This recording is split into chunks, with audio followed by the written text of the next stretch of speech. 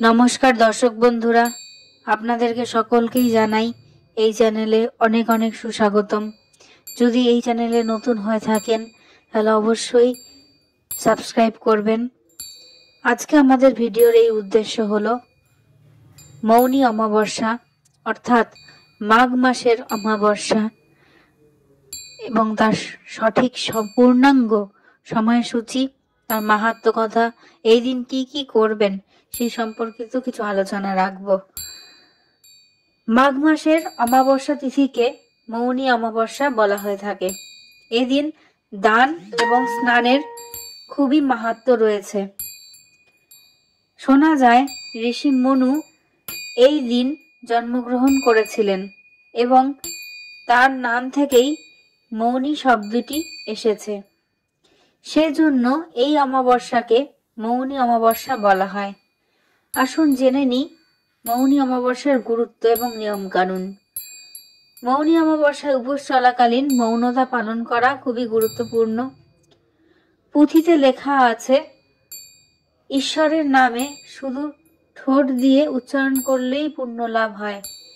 এমনকি জোরে মন্ত্র উচ্চারণের থেকে মনে মনে নাম জপ করলেই তার থেকে বেশি পুণ্য অর্জন করা যায়।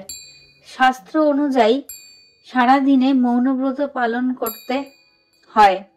তবে কোনো দানের আগে প্রায় 1.5 ঘন্টা যদি মৌনতা পালন করেন এবং উপোস ভাঙার সময় যদি সেই মৌনতা পালন করেন তাহলে 16 গুণ বেশি পুণ্য অর্জন হয়। মৌন অমাবস্যা বা মৌনী অমাবস্যা 2025-এর দিনক্ষণ জেনে নিই। আগামী 29শে জানুয়ারি বুধবার মৌনী অমাবস্যা। 28শে জানুয়ারি রাত্রিবেলা 7:32 থেকে শুরু করে 29শে জানুয়ারি সন্ধে 6:50 পর্যন্ত থাকবে এই অমাবস্যা তিথিটি। মাঘ মাসে পবিত্র গঙ্গা বা অন্য নদীতে স্নান করা মানেই হলো শুভ, কিন্তু মনে করা হয় মৌনী অমাবস্যায় এই স্নানের গুরুত্ব এবং মাহাত্ম্য অনেক গুণ বেশি। জ্যোতিষীদের মতে মৌন ব্রত পালন করে অমাবস্যায় যদি গঙ্গা স্নান করা যায় তাহলে মানবের জীবন বহু জন্মের পাপ ধুয়ে যায়। জেনে নিন এই বিশেষ দিনে কিভাবে বিশেষভাবে স্নান করবেন, পুজো করবেন। সকালে এবং বিকালে স্নানের আগে অঙ্গীকারবদ্ধ হন। প্রথমে কপালে পবিত্র জল ঠেকিয়ে উপাসনা করুন, তারপর সম্পূর্ণ স্নান করুন। পরিষ্কার বস্ত্র পরে সূর্য দেবতাকে তিল এবং জল উৎসর্গ করুন। এছাড়াও মন্ত্র জপ করে আপনার সামর্থ্য মতো দান করুন।